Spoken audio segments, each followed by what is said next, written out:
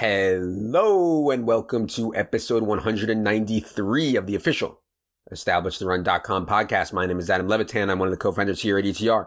Memorial Day is behind us, and that means it is full-blown fantasy football prep season. As always, I am joined by fellow co-founder, the Lord of your top 150, Evan Silva. Evan, how's it going? What's up, man? Let's get into it. It's fantasy football season. It's coming. It really is. It's here. On today's show, we're going to discuss some news. And for those of you guys not watching on YouTube, I'm using air quotes here because it's a lot of soft news this time of year. I mean, you guys know how much I love to find news, and it's kind of frustrating that only news out there right now is soft news, some coach speak. But I think it's important to parse through because there are some takeaways I think that we need to be aware of heading into training camp. Before we get into it today, I want to remind everyone our bundle package is live. If you want the draft kit and the in-season package together at a discount, head to the subscribe page on the site. And also, it is Discord week. If you're a subscriber of any kind, you have access to our Discord, which is subscriber only. If you talk about politics, if you talk about religion, if you whine about bad beats, you're getting the stone boot. No questions asked. So that is why it's a great place to be. Head to the Discord, comes with your subscription. I'll be in there for an hour doing AMA this week. So will Dink, so will Evan, so will Leone, so will Gallagher. Should be a good time. All right. This Lions stuff, Evan, got a lot of play in the fantasy community. Anthony Lynn has made it very clear. He's been adamant that he has big plans for Jamaal Williams. And let me read you the quote here. Jamaal Williams, and this is from Anthony Lynn, obviously new offensive coordinator of the Lions. Jamaal is what I would call a classic A-back. My A-backs are normally my bigger backs. They can run between the tackles, probably block a little bit better than the B. They can also run the perimeter. I can leave those guys in for all three downs. My B-back comes in. He's a guy that I sometimes want to use in space a little more. He's my speed guy, my space guy. I feel like Jamaal would be an outstanding A-back. I like his energy. I like his pad level. I like the way he runs between the tackles. Now, this is not what the news that DeAndre Swift backers wanted to hear. And whether you think he's right or not, Jamaal Williams is an A-back, whatever, it's clear Anthony Lynn likes Jamaal Williams. What did you think when you saw this? Do you believe it? How do you think it plays out between Swift and Jamaal Williams? Yeah, I believe it. I mean, the Lions, I mean, we know, first of all, we know Anthony Lynn's track record. We know that he's not really like a plus EV decision maker. I don't know why they chose him to run their offense. I think he would be like an excellent like assistant head coach / running backs, but I don't think that he's somebody that you want in charge of decision making and doling out playing time and, you know, strategizing, leading into, you know, game planning, leading into Sundays. Based on his track record, it wouldn't surprise me in the least. This is a new regime as well. They inherited DeAndre Swift. They are not the team that, you know, these are not the guys that decided to make him the 35th pick or in the draft or whatever he was in 2020. This is the regime that went out and signed Jamaal Williams. This is the regime that is now looking at Todd Gurley, although that might just be a favor by their new GM, Brad Holmes, who was in LA with Todd Gurley, and, you know, maybe just doing Todd Gurley's agent a favor, get his name back in the news or something. But either way, you know, they felt compelled to add this, Jamaal Williams. And I don't think that Anthony Lynn's lying to us. He does, you know, I definitely think he's an honest guy. Yeah. Here's my take. The A-back might not be the most valuable back. What if the A-back in LA when Anthony Lynn was there was Justin Jackson or Josh Kelly? And what I mean by that is he doesn't get the targets. He doesn't necessarily get the goal line work. It's just not that valuable of a position. It's just kind of like churning up. And then even Melvin Gordon to some degree, like Austin Ekeler was more valuable than Melvin Gordon for a lot of the year when they overlap there. So I'm not like kicking the bucket on DeAndre Swift at all. I think bigger concerns for DeAndre Swift are the offense going to be woeful. The team's going to be woeful. They're not going to score very many points, and it's hard to rack up a lot of fantasy points that way. But I still want to bet on DeAndre Swift's talent. I just think that those like between the tackles, between the 20s carries, yeah, they're probably going to go to Jamaal Williams. I agree with you that Anthony Lynn is shooting it straight here. But what do you think about that? Like Jamaal Williams used as the Justin Jackson or Josh Kelly type in Anthony Lynn's offense? Yeah, I mean, it sounds like he has a higher opinion of Jamaal Williams than he did of Justin Jackson or Josh Kelly. Yeah. And I mean, although I like DeAndre Swift's talent too, I'm not sure that he's quite on Austin Eckler's level. Right. So I don't know. I mean, clearly they're going to use a committee though. They're going to use multiple backs on a bad team, and not a great fantasy situation. For sure. Okay. Other thing that has the NFL and fantasy community buzz is this Julio trade. We talked about it a little bit on the last podcast. Again, I would recommend listening to Jason OTC pod about the spot that the Falcons found themselves in. But regardless, what I've been doing is moving up all the guys. So I've been doing some drafts on Underdog. I move up Calvin Ridley. I move up Russell Gage. I even take Almighty Zacchaeus sometimes if there's nobody else that I want in round 18, because I think this deal is going to go down as a post June 1 move. You now have Calvin Ridley at the top of tier 2 wide receiver 5 behind only Tyreek Hill, DeAndre Hopkins, Steph Diggs, AJ Brown. And I agree. I've been taking Ridley ahead of DK Metcalf, Justin Jefferson, Keenan Allen, Devontae, etc. Like, you can make a case that Ridley was a better pick than those guys anyways, but with the threat of Julio leaving, I mean, there's just absolutely no doubt about it. So how are you handling all these Julio rumors right now? I know you've been on the record thinking the Falcons should keep him. Obviously, at this point, it doesn't look like they will. Mm-hmm. Yeah, I mean, Calvin Ridley and Kyle Pitts both got big bumps in the rankings. Julio is down to, I think, like wide receiver 18, in large part due to the uncertainty. We don't know where he's going to land. So, I mean, yeah, that's just it. And Matt Ryan also moved down a little bit in the quarterback rankings. But, yeah, that second receiver job in Atlanta, I mean, they're like just taking a zero. I mean, Yeah. All this would have made more sense if they had drafted CeeDee Lamb like they should have over AJ Terrell in 2020. But they got, go ahead. To Evan's credit, this isn't hindsight. At the time, I remember Evan saying they should have taken CeeDee Lamb. Like, this is not. I mean, it was a no-brainer decision for them, and now it would make sense.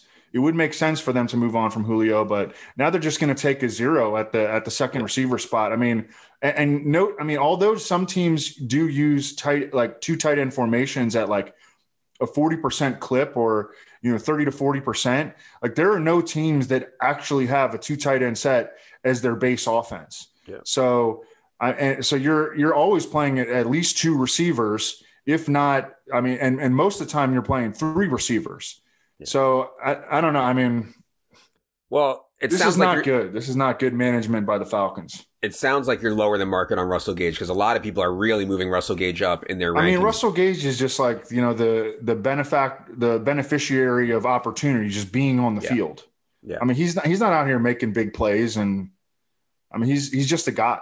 Yeah, no, I mean, I do think that if Julio moves on and they don't add anyone else somehow, you're going to see a lot of like 7 for 65 from Russell Gage, and that's pretty valuable considering where he's going. It is. It is. Yeah. Yeah. I'm talking more from a real life standpoint. Like, yeah. You really want to. You're going to end up running out Russell Gage as an every down player. Like, yeah. No, you're playing with 10 men against 11. Like, and their running game has been so broken too. So yeah. Speaking of the running game, Mike Davis's thighs took Twitter by storm. You've seen the pictures. The dude formerly known as 90% CMC. I was always a Mike Davis fan. I mean, I thought he should have stuck around with a lot of jobs, but he's been just an absolute journeyman. He breaks tackles at a really high rate. He catches the ball at a really high rate. He had 7 games of 5 or more catches for the Panthers last year. You now have him in tier 4 RB22, just behind Josh Jacobs, ahead of Kareem Hunt, ahead of Myles Gaskin. I mean, I think Mike Davis could catch a ton of balls. And if you remove Julio's target share from the Falcons here, you start to shift more around to everybody, including Pitts, Gage, Zacchaeus, Mike Davis. He keeps looking better and better. So yeah, obviously the thigh stuff is a joke, but I do think that things are trending in the right way for Mike Davis. Any more thoughts on him? I think that he could move up. I think that I might move him up actually from RB22 and maybe even move him up to the end of the 3rd tier in the David Montgomery, DeAndre Swift range.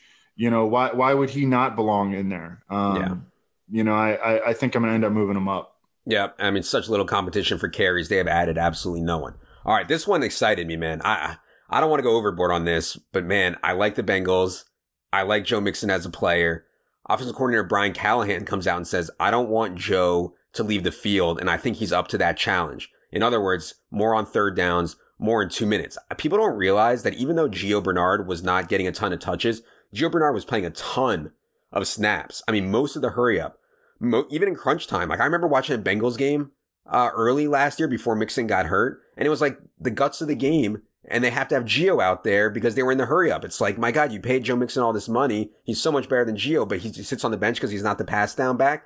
I actually like starting drafts with Mixon and Ekeler, like at 1.11 or 1.12, starting Mixon Ekeler. I like that, especially in full PPR. I actually would have Mixon ahead of Cam Akers. I'd have him ahead of Aaron Jones. And I don't want to sound too crazy, Evan. I think that you can make a case for Mixon ahead of Jonathan Taylor if you think he's going to be a 3-down back and the Bengals offense is going to be, you know, Cowboys AFC or whatever. So that's my bull case on Joe Mixon. I don't want to, you know, get full 3.9 inches here on Joe Mixon and go overboard, but I don't know, man. Am I too excited about this quote? Am I going overboard? Sounds like it's too late, man. It sounds like you're already there.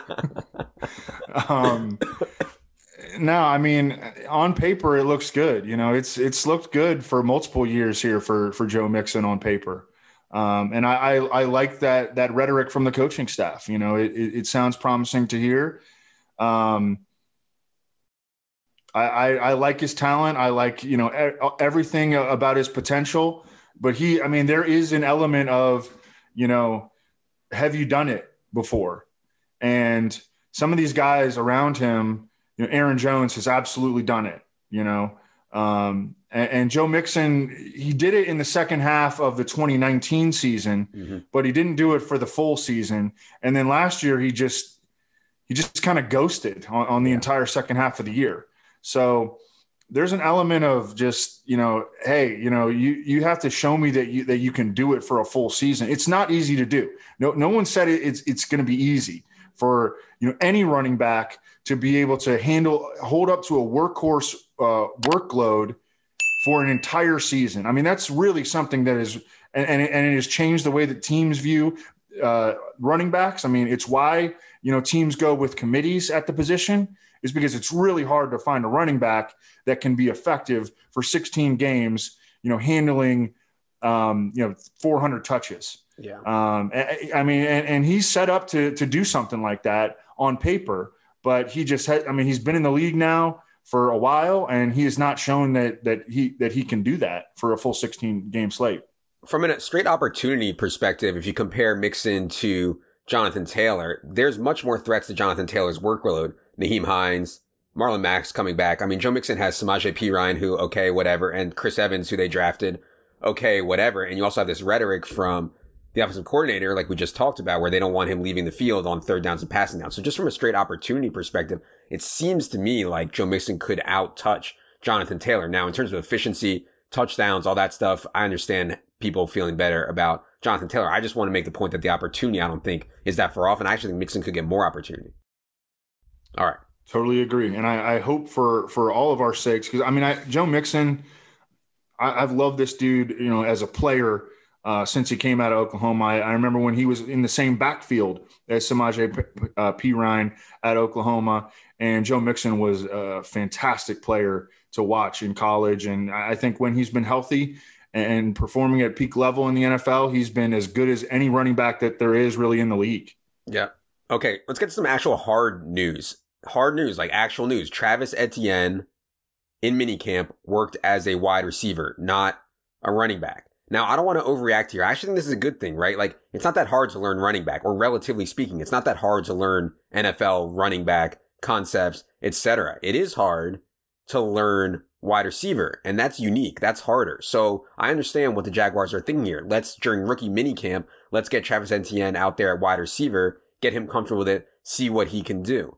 So I'm actually optimistic about this for fantasy. We want him lining up wide, catching passes, because James Robinson's going to play. Carlos Hyde's going to play. We know Urban Meyer loves Carlos Hyde. So yeah, I didn't view this as a bad thing for Travis Etienne. From a straight volume perspective, though, man, it's tough to get there. Like, I don't see how we can project him right now for more than 10, 12, 14 touches at absolute most per game. He's going in like the fourth round, and it's a lot to use a fourth round pick on a guy who maybe is at 8 carries a game and 4 targets. Like, that's tough, man. So what do you think about Travis Etienne working as a wide receiver at minicamp?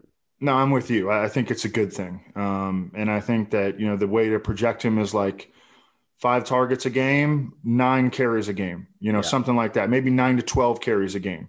I think he's going to end up leading the Jaguars running backs in snaps for sure.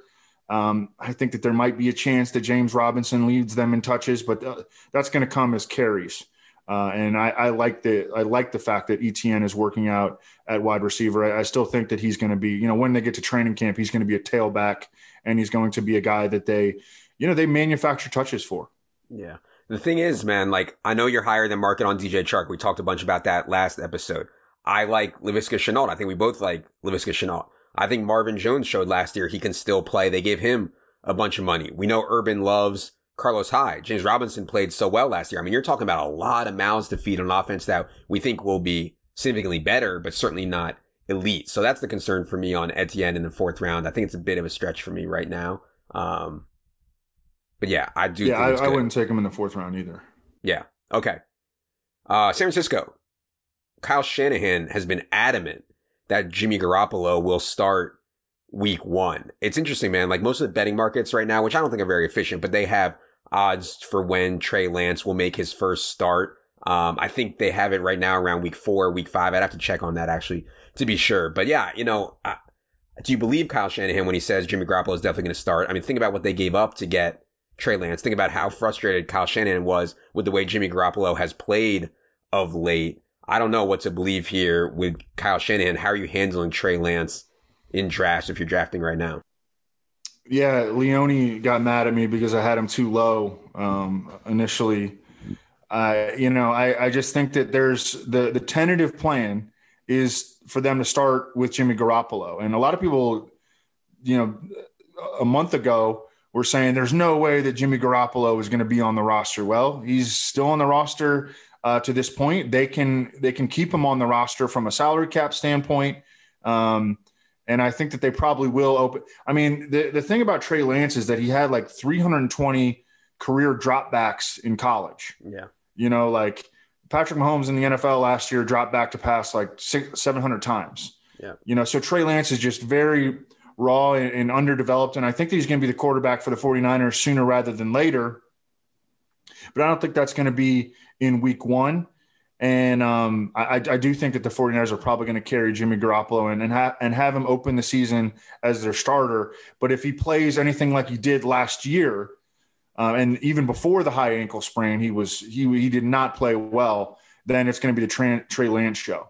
Yeah, I mean, one thing that you can do in best ball, and I think Herzig's actually writing an article about this as we speak, is you take 2 quarterbacks, one of them being a good one, Dak or Kyler or Lamar or whoever. And then you also pair him with one of these rookies in an ambiguous situation such as Trey Lance. And then, yeah, you're fine for the first 5 or 6 weeks. You have such an elite option. You'll be totally fine. And then hopefully Trey Lance or Justin Fields or whoever rookie you take gets in there for weeks 8 through the end. And then you have 2 really elite options, which we think will both be rushing quarterbacks in Fields or Lance there. So I like that strategy for sure.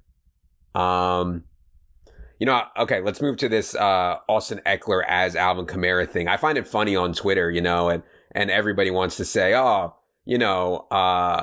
many assumptions on coaches plug and play. Joe Lombardi was the Saints quarterbacks coach. So of course, now that he's a Chargers offense coordinator, well, Austin Ekeler is going to be Kamara. And Anthony Lynn was just coaching Austin Ekeler. So now, Swift is going to be Austin Ekeler, and Mike LaFleur, he coached George Kittle. So now Chris Herndon is George Kittle role. I don't know how much we want to extrapolate that stuff. Obviously the Herndon Kittle one is laughable. But I do think that Ekeler as Kamara makes the most sense out of all of these in terms of skill set, in terms of how they should be used. What do you think about all this rhetoric around Austin Ekeler playing Alvin Kamara for Justin Herbert and Joe Lombardi? Austin Ekeler I don't care about that. Like, Austin Ekeler doesn't need to be Alvin Kamara. Like, he's going to go out there and crush. He crushed when Justin Herbert when he came back from his injury last year, and Justin Herbert was in there. He crushed the year before that when he was healthy for the full season. I mean, he was a league winner that year. Even though do we hear from can't run between the tackles Twitter anymore. I haven't heard from them in a long time, but I mean, just Austin Ekeler is going to crush, and it's not because he's Alvin Kamara. Yeah, I absolutely love Austin Ekeler, and I love where you have him ranked also. I believe in the latest 150, you have him ahead of Nick Chubb, ahead of Cam Akers, ahead of Joe Mixon. Yeah, I like being higher than market on Austin Ekeler if we can, for sure. I know a lot of people are very high on Austin Ekeler. News out of the Dolphins camp is that Tua says his hip feels 10 times better. That's a lot.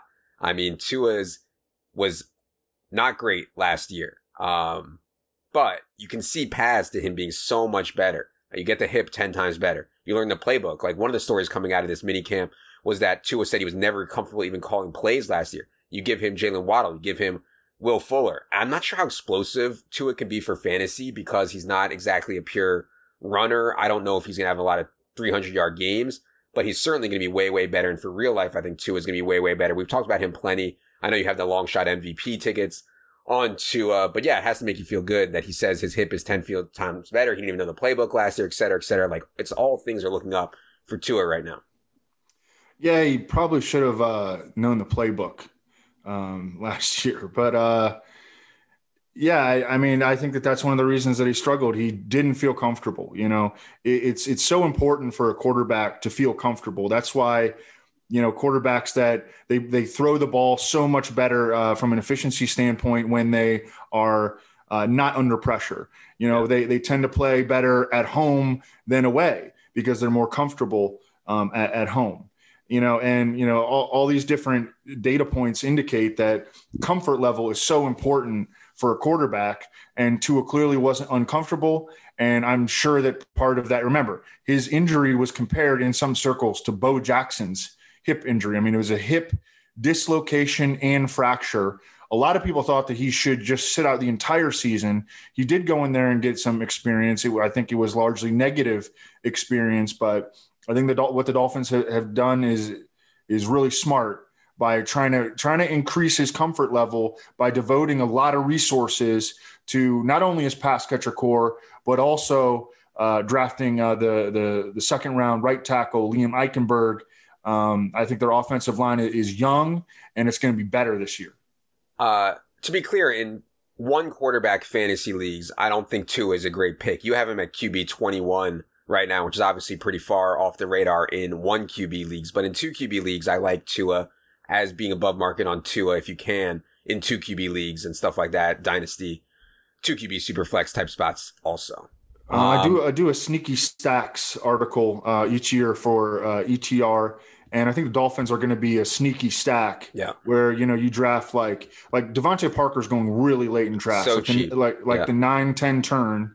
I think Gesicki is also really cheap. He actually had the most targets and receptions on passes thrown from Tua last year.